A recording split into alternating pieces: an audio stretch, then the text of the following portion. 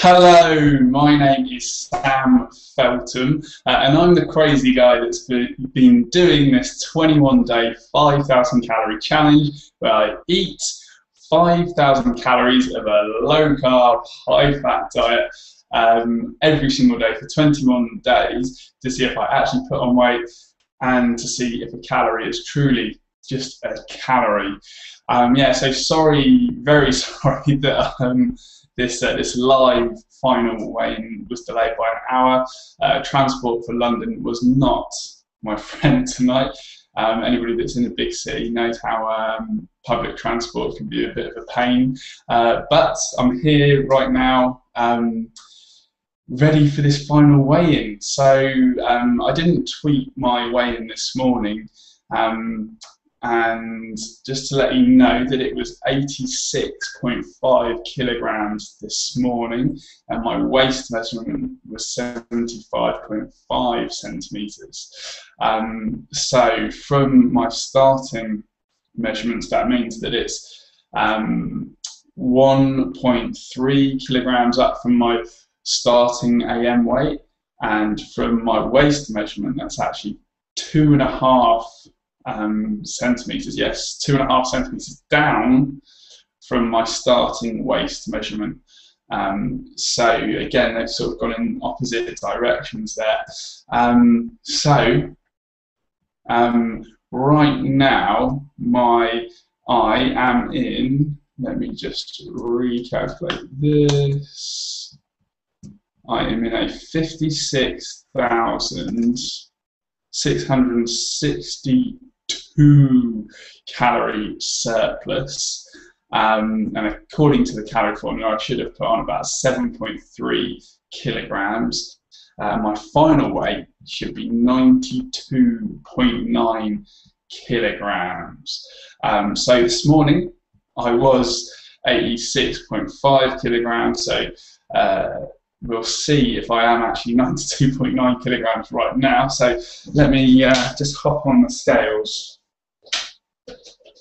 So here we go. There we go. Get a bit more of a. All right, here we go.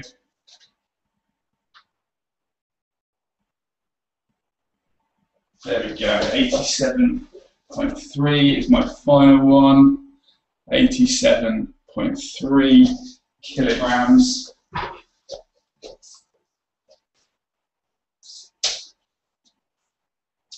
My final waist measurement is here. Always do it for my belly button. Make sure it's precisely the same place. And my final one there, 77.5 centimeters. 77.5, not that you can see that anyway, 77.5 centimeters. So let me chuck that in my funky Excel spreadsheet. So 87.3 kilograms and then 77.5 kilograms. Okay, so my final mean is 86.9 kilograms. That's a total weight gain of 1.3 kilograms on my mean weight, and then for my waist, my actual loss there is 3 centimeters in total, so I've gone up by 1.3 kilograms instead of the 7.3 kilograms, so there's a discrepancy of 6 kilograms there. There are no predictions on my waist measurements, but assuming that I put on 7.3 kilograms, you'd think that my waist would get bigger.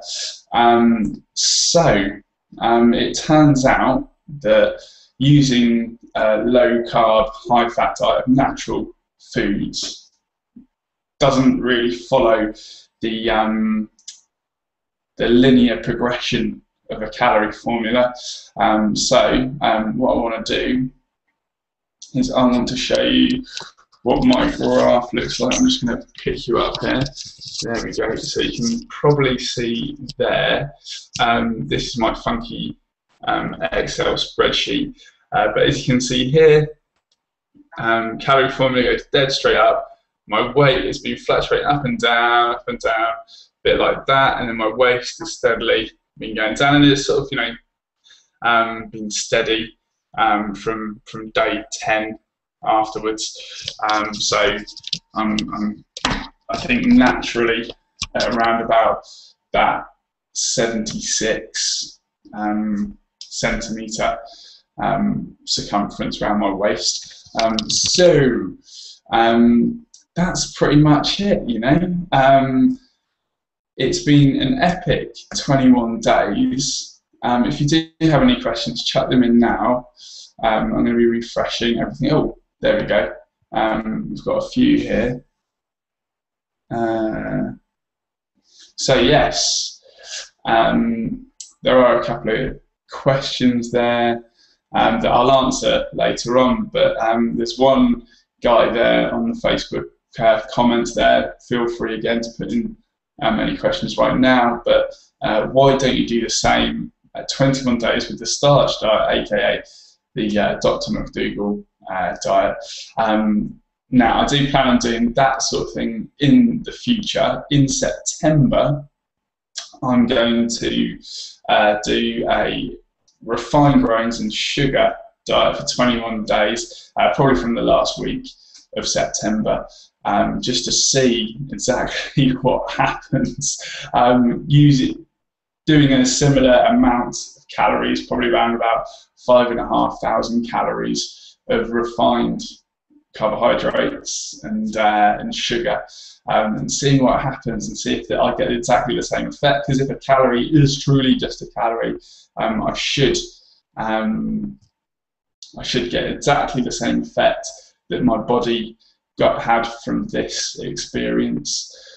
So that should be interesting. Then I do foresee myself doing it with natural carbohydrates too, in terms of sweet potato, rice, lentils, beans and stuff like that, and seeing what happens there too. But I want to get the processed food one out of the way with first. So yeah, it's been a fascinating days, looking forward to not eating so much, and also bringing back in some full fat dairy that I usually have alongside some low GI fruits and the occasional starch as well in terms of sweet potato and rice.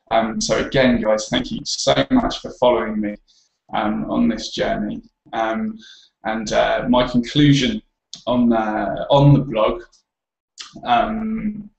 which is smashthefat.com/5,000 calories, which will also be on the Huffington Post. Should be later on this week, hopefully Thursday or Friday, something like that.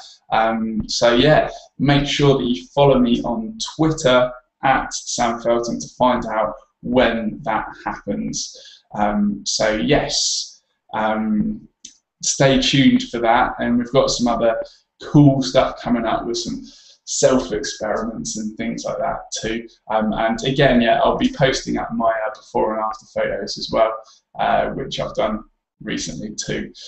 So again, thanks so much for all of your support, and I hope those that maybe don't quite agree with me in terms of how I've gone about things can see some value in what I've done, and that calories aren't the be all and end all, and that it's